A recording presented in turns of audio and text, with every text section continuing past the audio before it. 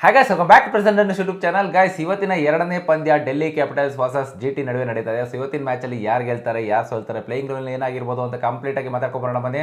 ಅದಕ್ಕಿಂತ ಮುಂಚೆ ಇನ್ನೂ ಚಾನಲ್ ಸಬ್ಸ್ಕ್ರೈಬ್ ಮಾಡ್ಕೊಂಡಿಲ್ಲ ಅಂದರೆ ದಯವಿಟ್ಟು ಸಬ್ಸ್ಕ್ರೈಬ್ ಮಾಡ್ಕೊಳ್ಳಿ. ನಿಮ್ಮ ಸಪೋರ್ಟ್ ನಮ್ಮಲ್ಲಿ ಇರಲಿ ಅಂತ ಕೇಳ್ಕೊಂತ ಬನ್ನಿ ಇವಾಗ ಮ್ಯಾಚ್ ಬಗ್ಗೆ ಡಿಸ್ಕಸ್ ಮಾಡ್ಕೊಂಬರೋಣ. ಸೊ ಗೈಸ್, ಇವತ್ತಿನ ಮ್ಯಾಚು ಡೆಲ್ಲಿಗೆ do or die game. Arun Jaitley stadium ಅಲ್ಲಿ ನಡೀತಾ ಇರೋದು, ಅವರ ಹೋಮ್ ಗ್ರೌಂಡು. ಅಲ್ಲಿ ಒಂದು ಬಿಗ್ಗೆಸ್ಟ್ ಅಡ್ವಾಂಟೇಜ್ ಇರೋದು ಡೆಲ್ಲಿಗೆ. ಬಟ್ GT ಪರವಾಗಿ ಆಡ್ತಾ ಇರೋದು ನೋಡ್ತಾ ಇದ್ದಾರೆ, ಎಲ್ಲರೂ ಕೂಡ ಸಖತ್ತಾಗಿ ಕಾಣಿಸ್ಕೊಂತಾ ಇರೋದು. ಅಂಡ್ ಜಾಸ್ ಬಟ್ಲರ್ ರಿಟರ್ನ್ ಬರಲ್ಲ ಅಂತ ಹೇಳ್ತಾ ಇದ್ರು, ಬಟ್ ಜಾಸ್ ಬಟ್ಲರ್ ರಿಟರ್ನ್ ಬಂದಿರೋದು. ಪ್ಲೇ ಆಫ್ ಸಿಗೋದು ಡೌಟ್ ಇದೆ, ಬಟ್ ಸ್ಟಿಲ್ ನನ್ನ ಪ್ರಕಾರ GT ಮೇಲ್ಗೈ ಸಾಧಿಸುತ್ತೆ ಅಂತಾನೆ ಅನಿಸ್ತಾ ಇದೆ. ಬಟ್ ಎನಿವೇಸ್ ಗೈಸ್, DC ಅವ್ರನ್ನ ನಾವು ಲೈಕ್ ಅಂಡರ್ ಎಸ್ಟಿಮೇಟ್ ಮಾಡೋಕ್ಕಾಗಲ್ಲ. ಯಾಕಂದ್ರೆ ನನ್ನ ಪ್ರಕಾರ ಬ್ಲ್ಯಾಕ್ ಹಾರ್ಸು ಈ ಸೀಸನಲ್ಲಿ DC ಅಂತಾನೆ ಹೇಳ್ತೀನಿ. ಯಾವ ರೀತಿ ಚೇಸ್ ಮಾಡಿದ್ದಾರೆ, ಕೆಲವೊಂದ್ಸತಿ ಸಖತ್ತು ಕ್ಲೋಸ್ ಗೇಮ್ನ ಬಂದು ಡಿಫೆಂಡ್ ಮಾಡ್ಕೊಂಡಿರೋದು ಕೂಡ ಉಂಟು. ಆ್ಯಂಡ್ ಸೂಪರ್ ಓವರ್ ಕೂಡ ಆಗಿದೆ. ಬಟ್ ನನ್ನ ಪ್ರಕಾರ ಇವತ್ತು ಡೂ ಆರ್ ಡೈ ಗೇಮ್ ಆಗಿರೋದ್ರಿಂದ ಫಸ್ಟೇ ಅರ್ಲಿ ಪ್ರಿಡಿಕ್ಷನ್ ಮಾಡ್ತಾ ಇದ್ದೀವಿ, ಇವತ್ತಿನ ಮ್ಯಾಚು DC ಗೆಲ್ತಾರೆ. ಈಗ ಟೇಬಲ್ ಕಡೆ ಕಾನ್ಸಂಟ್ರೇಟ್ ಮಾಡಂಗಿದ್ರೆ DC ಇಲ್ಲಿ ತನಕ 11 ಮ್ಯಾಚ್ಗಳನ್ನ ಆಡಿದ್ದಾರೆ. ಅದರಲ್ಲಿ ಈಗ ಆಲ್ರೆಡಿ ಪಡ್ಕೊಂಡಿರೋದು 13 ಅಂಕಗಳನ್ನ ಪಡ್ಕೊಂಡಿದ್ದಾರೆ. ಇನ್ನು GT ಅವರು 11 ಮ್ಯಾಚ್ ಆಡಿ 16 ಅಂಕಗಳು ಪಡ್ಕೊಂಡಿದ್ದಾರೆ, 2ನೇ ಸ್ಥಾನದಲ್ಲಿದೆ. ಸೊ ನನ್ನ ಪ್ರಕಾರ ಇಲ್ಲಿ GTಗಿಂತ DC ಅವ್ರಿಗೆ ತುಂಬಾ ಇಂಪಾರ್ಟೆಂಟ್ ಆಗಿದೆ. ಅಂದ್ರೆ ಇನ್ನು DC ಅವ್ರಿಗೆ ಆಕ್ಚುಲಿ ಉಳ್ಕೊಂಡಿರೋದು ಎಷ್ಟಪ್ಪ ಅಂತಂದ್ರೆ ಇನ್ನು 3 ಮ್ಯಾಚ್ ಉಳ್ಕೊಂಡಿದೆ.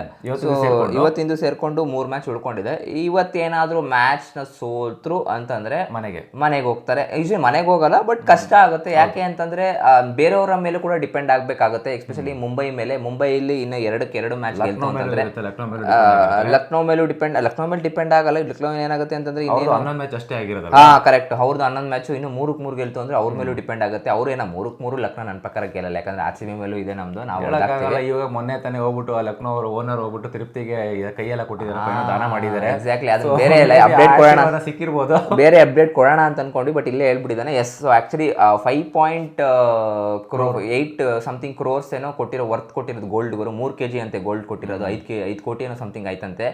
ಒಂದು ನಮ್ಮ ತಿಮ್ಮಪ್ಪನ್ ಕೊಟ್ಟಿರೋದು ಏನಪ್ಪಾ ಅಂದ್ರೆ ಒಂದು ಖಡ್ಗ ಮತ್ತೆ ಇನ್ನೊಂದು ಕೈದು ಬರುತ್ತಲ್ಲ ಆಶೀರ್ವಾದದ ಹಸ್ತದೊಂದು ಇದು ಕೊಟ್ಟಿದ್ದಾರೆ. ಎನಿವೇಸ್ ಒಳ್ಳೇದಾಗ್ಲಿ ಗುರು, ನಮ್ಗೇನಿಲ್ಲ, ದೇವ್ರು ಕೊಡ್ತಾ ಇದಾರೆ. ಬಟ್ ಎಲ್ಲ ಒಂದ್ ಕಡೆ ಇನ್ನೊಂದು ಅನ್ಸಿದೆ ಏನಂದ್ರೆ ಅದನ್ನ ಯಾರು ತಗೊಂಡು ಹೋದ್ರೆ ಫೌಂಡೇಶನ್ ಕೊಟ್ಟಿರಿ ಹೆಲ್ಪ್ ಆಗಿರೋದೇನೋ ಅಂತ. ದೇವ್ರು ಕೊಡ್ತಾ ಇರೋದು ಅವ್ರ ಇಚ್ಛೆ, ಪಾಪ ಅವ್ರಿಗೂ ಆಸೆ ಇರುತ್ತೇನೋ. ದೇವ್ರ ಬಗ್ಗೆ ನಾವ್ ಯಾಕೆ ಒಂದು ಇನ್ನೊಂದು ಮಾತಾಡೋದು.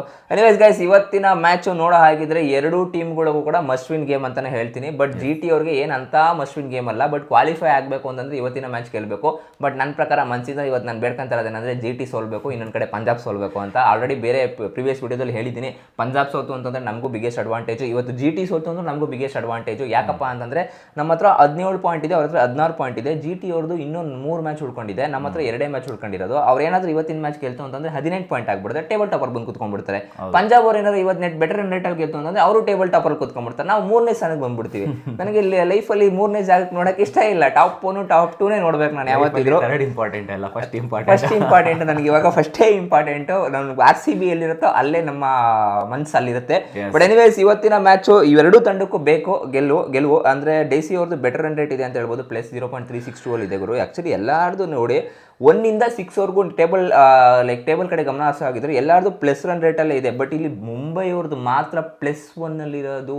ಅವ್ರದೇ ಜಾಸ್ತಿ ನೆಟ್ ರನ್ ರೇಟ್ ಇರೋದು ಇಲ್ಲಿ. ಯಾಕೆ ಅಂದ್ರೆ ಒನ್ ಸೈಡೆಡ್ ಮ್ಯಾಚ್ ಮಾಡಕ್ ಬಿಟ್ಟಿದ್ದಾರೆ. 2-3 ಮ್ಯಾಚ್ಗಳನ್ನ ಕಂಪ್ಲೀಟ್ ಟರ್ನ್ ಓವರ್. ಬುಮ್ರಾ ಬಂದ್ಮೇಲೆ ರೋಹಿತ್ ಶರ್ಮಾ ಸೀಸನ್ ಅಲ್ಲಿ ಬಂದಾಗ 3-4 ಮ್ಯಾಚ್ ಕಂಟಿನ್ಯೂಸ್ ಸೋತ್ಕೊಂಡ್ ಬಂದು ಅದಾದ್ಮೇಲೆ ಎಲ್ಲಾ ಮ್ಯಾಚ್ ಇಲ್ಲ. ಮುಂಬೈ ಇಂಡಿಯನ್ಸ್ ಅವ್ರದ್ದು ಒಂದು ಪ್ರತೀತಿ ಇದೆ, ಸ್ಟಾರ್ಟಿಂಗ್ 1-2 ಮ್ಯಾಚ್ ಸೋತ್ ಬಿಟ್ಟು ದೇವ್ರಿಗೆ ಕೊಟ್ಬಿಟ್ಟು ಆಮೇಲೆ ಎಲ್ಲ ಗೆದ್ಕೊಂಡ್ ಬರ್ತಾರೆ, ಆಮೇಲೆ ಕಂಟಿನ್ಯೂಸ್ ಆಗಿ ಹೊಡಿತಾರೆ. ಒಟ್ಟಿನಲ್ಲಿ ಡೂ ಆರ್ ಡೈ ಪ್ರಕಾರ ನನ್ನ ಪ್ರಕಾರ ಇಷ್ಟೇ ಗೈಸ್. 4 ತಂಡ ಯಾವ್ದು ಬರುತ್ತೆ ಅಂತಂದ್ರೆ ಒಂದು RCB, GT, Punjab and Mumbai. ಈ 4 ಏನು ಇವಾಗ ಕುತ್ಕೊಂಡಿದೆ ಅದೇ ಬರುತ್ತೆ.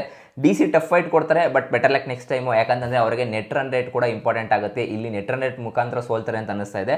ಬಟ್ ಆಡ್ ಪಾಯಿಂಟ್ಸ್ ಇರೋದೇ ಇಲ್ಲಿ. ಒಂದೇ ಒಂದು ಬಿಗ್ ಅಡ್ವಾಂಟೇಜ್ ಇರೋದು ಡೆಲ್ಲಿ ಅವ್ರಿಗೆ. ಯಾಕಂದ್ರೆ 2 ಸತಿನೂ ಸೋಲೋ ಮ್ಯಾಚು. ಹೈದರಾಬಾದ್ ಮೇಲೆ ಸೋಲ್ತಾ ಇದ್ರು, KKR ಮೇಲೂ ಸೋಲ್ತಾ ಇದ್ರು, ಅಲ್ಲ ಪಂಜಾಬ್ ಮೇಲೆ ಸೋಲ್ತಾ ಇದ್ರು, ಸಾರಿ ಪಂಜಾಬ್ ಮೇಲೂ ಇವ್ರ ಮೇಲೂ 2 ಮ್ಯಾಚು ರದ್ದಾಯ್ತು. 1 ಪಾಯಿಂಟ್ ಈಕ್ವಲ್ ಬಂತು. ನಿಮ್ಗೆ ಗೊತ್ತಿರೋ ಹಾಗೆ ಲಾಸ್ಟ್ ಡೇ ನಮಗೆ ಸೀಸ್ ಆಯ್ತು ಗೊತ್ತಾ. ಅವರು ಪಾಕಿಸ್ತಾನ ಅವ್ರು ಯಾವಾಗ ಒಂದು ಬಾಂಬ್ ಹಾಕಕ್ಕೆ ಸ್ಟಾರ್ಟ್ ಮಾಡ್ಕೊಂಡ್ರು, ನಾವು ರಿಟರ್ನ್ ಹೊಡೆದು ಕಳಿಸಿದ್ವಲ್ಲ, ಆ ಟೈಮಲ್ಲಿ ರಿಸ್ಕ್ ಬೇಡ ಅಂತ ಹೇಳ್ಬಿಟ್ಟು ಪಂಜಾಬ್ ಅಲ್ಲೇ ಇಲ್ಲಿ ಒಂದು 70 ಕಿಲೋಮೀಟರ್ಸ್ ಅಷ್ಟೇ ಡಿಸ್ಟೆನ್ಸ್ ಇದ್ದಿದ್ದು. ಅದಕ್ಕೋಸ್ಕರನೇ ಮ್ಯಾಚ್ನ ನಿಲ್ಲಿಸಿದ್ರು ಸೆಂಟ್ರಲ್ಲಿ.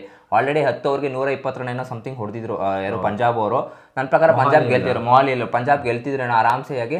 ಬಟ್ ಸ್ಟಿಲ್ ಆ ಮ್ಯಾಚ್ನ ಸ್ಟಾಪ್ ಮಾಡಿಸಿ ದೇವರು ನಿಮ್ಮ ಕಡೆ ಡೆಲ್ಲಿ ಕಡೆ ಇದೆ ಅಂತ ಅಂದ್ಬಿಟ್ಟು 1 ಪಾಯಿಂಟ್ ಕೊಟ್ಟಿರೋದು.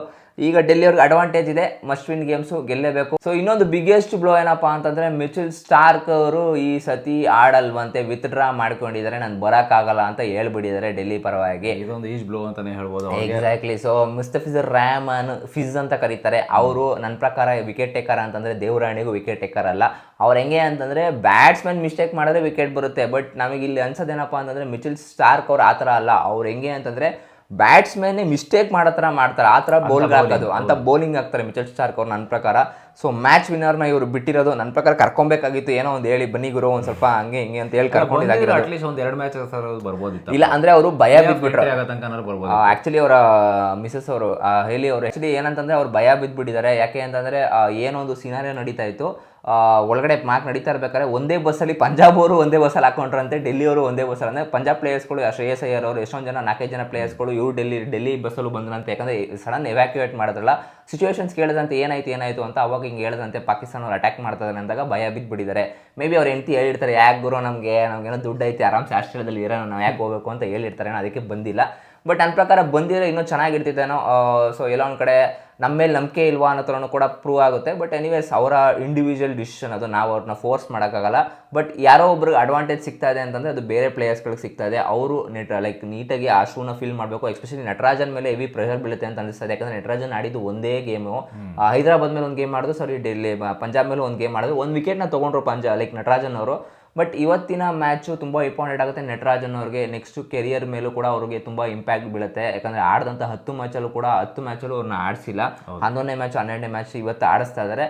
ಕಾದ್ ನೋಡೋಣ ಯಾವ ರೀತಿ ಅವ್ರ ಮೇಲೆ ಒಂದು ಪ್ರೆಷರ್ ಅನ್ನೋದು ಬರುತ್ತೆ ಆ್ಯಂಡ್ ವಿಕೆಟ್ ತಗೊಳ್ವಾ ಅಂತ. ಎಸ್, ಇನ್ನು ಹೆಡ್ ಟು ಹೆಡ್ ನೋಡೋಂಗಿದ್ರೆ ಇಲ್ಲಿ ತನಕ ನಾವು GT ವರ್ಸಸ್ DC ಆಡಿರೋದು ಬರೀ 6 ಮ್ಯಾಚು. 6ರಲ್ಲಿ 3 ಮ್ಯಾಚ್ ಇವ್ರು ಗೆದ್ದಿದ್ದಾರೆ, 3 ಮ್ಯಾಚ್ ಅವ್ರು ಗೆದ್ದಿದ್ದಾರೆ. ಈಕ್ವಲ್ ಇದಾಗಿದೆ, ಇಲ್ಲಿ ಶೇರ್ ಆಗಿದೆ ಇಲ್ಲಿ ಪಾಯಿಂಟ್ಸ್ಗಳು. ಇನ್ನು ಪ್ಲೇಯಿಂಗ್ ಲೆವೆನ್ ಕಡೆ ಗಮನ ಕೊಡೋಂಗಿದ್ರೆ GT ಕಡೆ ಏನು ಚೇಂಜಸ್ ಮಾಡ್ತಾ ಇಲ್ಲ, ಇಲ್ಲಿ DC ಕಡೆ ಚೇಂಜಸ್ ಮಾಡ್ತಾ ಇದ್ದಾರೆ. DC ಕಡೆ ಪೊಸಿಷನ್ಗಳು ಕೂಡ ಚೇಂಜಸ್ ಆಗ್ತಾ ಇದೆ. ಆ್ಯಂಡ್ ಇನ್ನೊಂದೇನಪ್ಪ ಅಂತಂದ್ರೆ ಪ್ಲೇಯಿಂಗ್ ಲೆವೆನಲ್ಲೂ ಕೂಡ ಚೇಂಜಸ್ ಆಗ್ತದೆ. ನಿಮ್ಗೆ ಗೊತ್ತಿರೋ ಹಾಗೆ ಮಿಚೆಲ್ ಸ್ಟಾರ್ಕ್ ಅವ್ರು ಬರ್ತಾರಲ್ಲ, ಅವರ ಜಾಗಕ್ಕೆ ದುಷ್ಮಂತ್ ಚಮೀರ್ ಅವರು ಆಡ್ಬೋದು. ಅದ್ರ ಜೊತೆಗೆ ನಟರಾಜನ್ ಅವರು ಜಾಯ್ನ್ ಆಗ್ತಾ ಇದ್ದಾರೆ.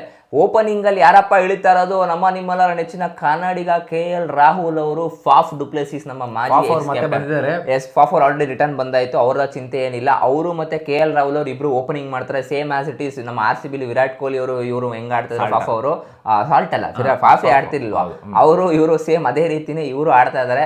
ಓಪನಿಂಗ್ ಅಲ್ಲಿ ಏನು ಚೇಂಜಸ್ ಇಲ್ಲ. ನಂಬರ್ 2 ಬ್ಯಾಟರ್ ಆಗಿ ಮೇ ಬಿ ಕರುಣ್ ನಾಯರ್ ಅವರು, ಇಲ್ಲ ಅಂತಂದ್ರೆ ಬೇರೆ ಯಾರಾದರೂ ಇಳಿಯುವಂಥ ಪಾಸಿಬಿಲಿಟೀಸ್ ಹೈ ಇದೆ.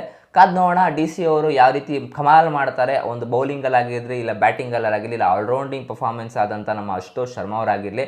ಕಾದ್ ನೋಡೋಣ ಹೆಂಗಾಗುತ್ತೆ ಅಂತ. ಬಟ್ ನಮ್ಮ ಪ್ರಿಡಿಕ್ಷನ್ ಪ್ರಕಾರ ಆಲ್ರೆಡಿ ಹೇಳಿದ್ದೀವಿ, ಇವತ್ತಿನ ಮ್ಯಾಚು ಗೆಲ್ಲೋದು DC. ಎಸ್, ನಿಮ್ಮ ಪ್ರಕಾರ ಯಾರು ಗೆಲ್ತಾ ಇರೋದು ನೀವು ಕಮೆಂಟ್ ಮಾಡಿ ತಿಳಿಸಿ. ಆ್ಯಂಡ್ ಇವರಿಬ್ಬರ ಮಧ್ಯೆ ಹೈಯೆಸ್ಟ್ ಸ್ಕೋರ್ ನೋಡೋಂಗಿದ್ರೆ ಇಲ್ಲಿ ತನಕ ಆಗಿರೋದು DC ಹೊಡೆದಿರೋದು 224. ಆ್ಯಂಡ್ ಲೋಯೆಸ್ಟ್ ಸ್ಕೋರ್ ಬಂದ್ಬಿಟ್ಟು ಈ ಕಡೆ 89, ಅದು ಕೂಡ GT ಅವರು ಹೊಡೆದಿರೋದು. ಎಸ್, ಸೊ ಒಟ್ಟಾಗಿ ಲೋಯೆಸ್ಟ್ ಸ್ಕೋರು DC ಅವರು ಹೊಡೆದಿದ್ದಾರೆ, ಬಟ್ ಹೈಯೆಸ್ಟ್ ಸ್ಕೋರು GT ಅವರು ಹೊಡೆದಿರೋದು. ಏನು ಅದೇ ಈಕ್ವಲ್ ಆಗಿದೆ. 6 ಮ್ಯಾಚಸ್ ಆಡಿದ್ದಾರೆ, 3 ಮ್ಯಾಚ್ ಅವ್ರು ಗೆದ್ದಿದ್ದಾರೆ, 3 ಮ್ಯಾಚ್ ಇವ್ರು ಗೆದ್ದಿರೋದು, ಏನು ಅಂತ ಇದಿಲ್ಲ. ಆ್ಯಂಡ್ ನಿಮ್ಗೇನು ಅನ್ಸುತ್ತೆ ಗೈಸ್, ಇವತ್ತಿನ ಮ್ಯಾಚು GT ಗೆಲ್ಲುತ್ತಾ ಇಲ್ಲ ಅಂದರೆ DC ಗೆಲ್ಲುತ್ತಾ? ಆ ಒಂದು ಬಿಗ್ಗೆಸ್ಟ್ ಅಡ್ವಾಂಟೇಜ್ ತೊಗೊಂಡು, ಹೋಮ್ ಅಡ್ವಾಂಟೇಜ್ ತೊಗೊಂಡು ಮುಂದೆ ಹೋಗುತ್ತಾ ಆ ಒಂದು ಕ್ವಾಲಿಫೈಯರ್ಸ್ ರೌಂಡಿಗೆ? ನೀವು ಕಮೆಂಟ್ ಮಾಡಿ ತಿಳಿಸಿ. ಸೊ ಸಿಗೋಣ ಮುಂದಿನ ನೋಡೋದಿಲ್ಲ. ಅಲ್ಲಿ ತನಕ ಚಾನಲ್ನ ಸಬ್ಸ್ಕ್ರೈಬ್ ಮಾಡ್ಕೊಂಡಿಲ್ಲ ಅಂದರೆ ಸಬ್ಸ್ಕ್ರೈಬ್ ಮಾಡ್ಕೊಳ್ಳಿ. ಬಾಯ್.